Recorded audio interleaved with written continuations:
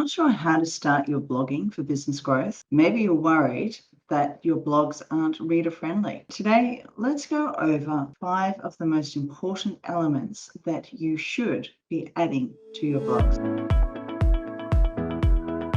Hi everyone, it's Leanne Cohen's here, digital success coach and owner of the marketing agency, Marketing Leap. Today we are talking about 5 elements that you should be using when it comes to your blogs. As I mentioned last week, one of the most consistent aspects of marketing over the last several years, or since actually the internet has been around, is blogging. And a lot of marketers and business owners use this in their marketing strategy because it actually works. When it comes to running a business, blogging is a really critical element. There's roughly, 409 million internet users that read about 200 billion blog pages every single month. The reason that they do that is purely because of the content and because they get to learn more information about something that they're searching for, about a particular service, or about a particular problem that they might have. Over the last 5 years, blogging has still continued to increase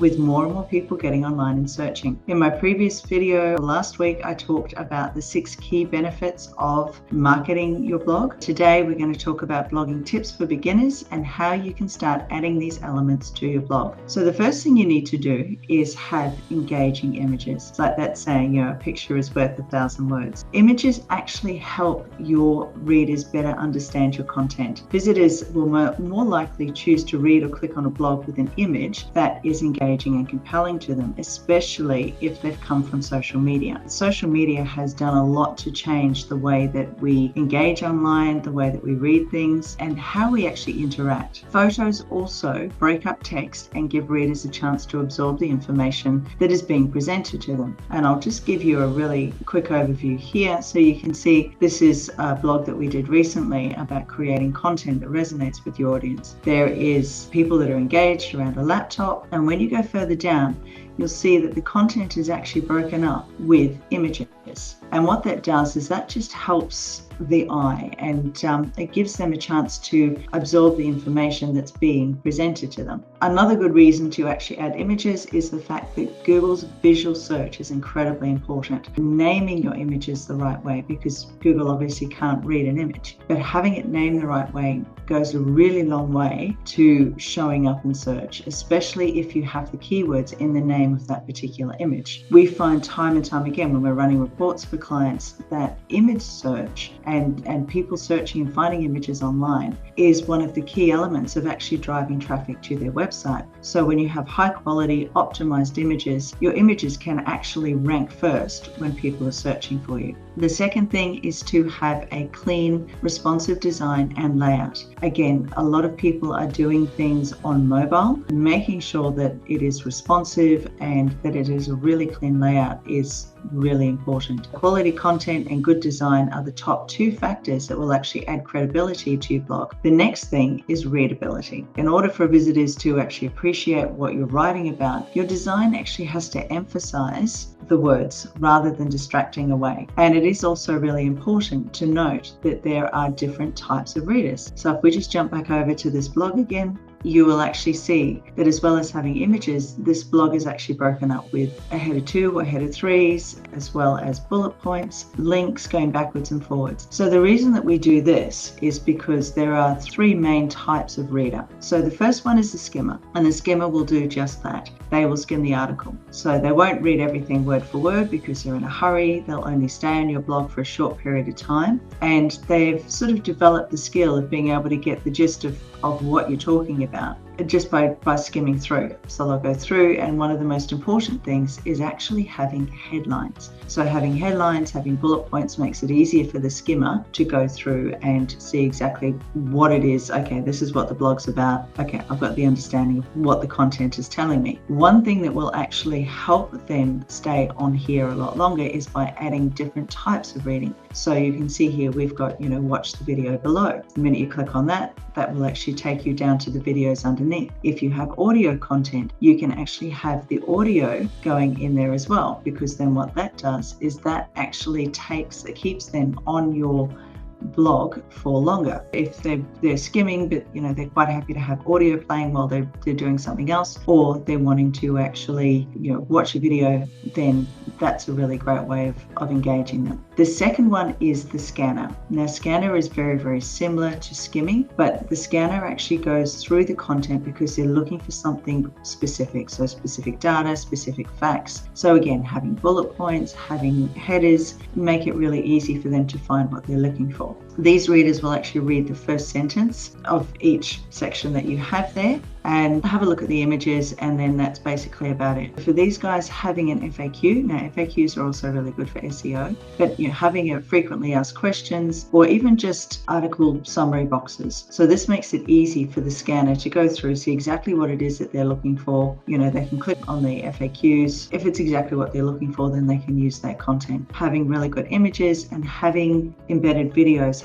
makes a really, really big difference as well. And if you're embedding from YouTube, every time somebody watches a video on your blog or on your website, that actually adds towards your watch count on YouTube. So it's a win-win for both ways. Now, the third way is the sponge. The sponge is what's also known as the intensive reader, and these guys will actually go through and read every single word of your post. They stay on your blog the longest out of the other all three of them, and they really try to understand where it is you're coming from and what you're saying. 9 times out of 10, they're on there because they want to learn something, or they're avid readers and they just read for enjoyment, that's something that I do. Sponges and intensive readers tend to be detail orientated, making sure that you're grammatically correct, making sure that what you're saying makes sense is so important. Quite often they will share comments, they'll share their opinion, or they might even message you and tell you that you're missing a word or you've misspelled something or the punctuation's not quite right. So making sure that you have your blogs laid out in such a way that will speak to all three readers, it widens your audience when it comes to people that are going to read your blog. And of course, you've got to make sure that your blog is optimized for both desktop and mobile views, and that's why having it nicely spaced out, having lots of white space, translates really well onto mobile, and it just makes it easier for people to read. Now, the third thing that you need to keep in mind is developing your unique voice. As I said, with the amount of blogs that are out there and the amount of reading that people are doing, again, you're looking at 20 billion blog pages that are being read every single month. So it is really important that you find your unique voice. It invites people to read. It makes them feel comfortable. They actually start looking forward to the blogs that are coming out because they're learning something or you're entertaining them. So there's a couple of ways that you can develop your unique voice. You have to write conversationally, so as if you're talking to them. Use simple words and don't use fluff. It's like people that get on and do a live video and do the whole hello, I'll give me a thumbs up, and they waste your time for a couple of minutes before they get into what they're talking about. Your blogs are exactly the same way. You've got to use simple words. You've got to cut out the fluff and get straight to the point. Use short sentences. Now, this is also really good for SEO and will actually help you with your SEO rankings. And you've got to make sure that your expertise and your unique perspective is actually showing through. And then making sure that by now you should have your key messages and your particular messaging mapped out. If you don't, comment below and we'll have a chat and get that sorted for you. But making sure that you're using your messaging and your key phrases throughout the blog is really essential. So quite often, when I'm talking or when I'm doing a blog, I will talk about losing the marketing overwhelm. I will talk about drowning in overwhelm, or simply springboarding to success, because they're key phrases that Marketing Leap is being recognized for. Make sure that you are using your unique voice when it comes to your blogging. The fourth thing is to connect to social media and connect with social media. It's all well and good doing a blog, but you've got to put it out there so people can see exactly what it is that you are doing. So you can connect your blog to multiple social media outlets such as Facebook and Twitter. That will actually increase traffic to your site quite dramatically. You can press it down and put the highlighted key points in as an article on LinkedIn. And what we quite often do is we will actually put a link in the relevant video caption on YouTube as well. So, one of the main key benefits of blogging is to develop better customer relationships. The whole idea is to encourage discussions and share knowledge. If you're putting it out on social media, your readers can actually comment and they can actually take part in that conversation. The fifth and probably most important thing is the call to action. And one of my favorite sayings is that people are silently begging to be led. You've got to make sure that you've got a call to action, which is basically telling people a particular step that you want them to take or something that you want them to download. And I'll show you what that looks like here as well. So, the fact that you've provided all this really important, valuable information. The next thing is you've got to ask them if they want to sign up for a newsletter. So you can see here, we've got a subscription here. You could ask them if they want to download something, if they want to learn something, if they want to book a call with you. This is a link through to one of the other blogs. It's keeping people on the website longer. But with the call to action, you're actually going through, and if you've got a special offer, you can pop it at the bottom. So you're literally giving people options of how they can connect with you, how they can work with you, how they can stay engaged. So make sure that your call to action is relevant to the content of your blog. Again, you've got to give people the option to connect with you and work with you. Those are the 5 key elements or most important elements that you should be adding into your blog. Engaging images, having a clean, responsive design and layout. Then also making sure that you are writing and speaking with your unique voice, using your messaging and your key phrases. Connect with social media. Give people the option to comment and share and engage with you. And then finally, make sure that you have a call to action. So you're giving people the option to work with you. You're letting people know how they can engage with you further. So I hope that has been of some value to you today. If you've got any questions or you simply want to chat, please comment below or send me a direct message. If you're not sure how any of this works, I'm here to help. If you've got questions, just comment below and hopefully I'll be able to give you the answers, because this is essentially what we do for our clients. So blogging is one element and one service that we do offer, and we do also offer a complete range of realistic, practical marketing solutions that will actually help deliver results for your business and help you grow your business. If you're not looking for done for you, we can also do 2-hour strategy sessions, which will actually help you map out exactly how you're going to show up online, where you should be showing up online, and what you should be putting out there when you do. If any of that is of interest to you, please let me know, reach out, because the ultimate goal of me doing these videos and putting all the content out that we do is to actually help you stop drowning in the overwhelm and to give you some clarity and help you grow your business without all the fluff and the nonsense and everything else. In the meantime, guys, have an amazing week. And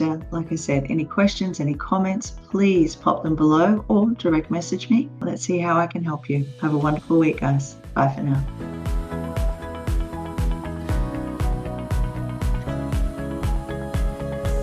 If you'd like to learn more about how to grow your business online and in this incredible digital space that we are doing all of our business in, then make sure that you hit the subscribe button below, and don't forget to click the bell so you get notified every single time we have a new video that goes live with training and education for you. If you are drowning in the marketing overwhelm, we have 2-hour strategy sessions available via Zoom to help you get clarity, get a clear plan, get a digital strategy map and checklists that will help you grow your business online. So if that's something of interest to you, make sure that you comment below and let's have a chat.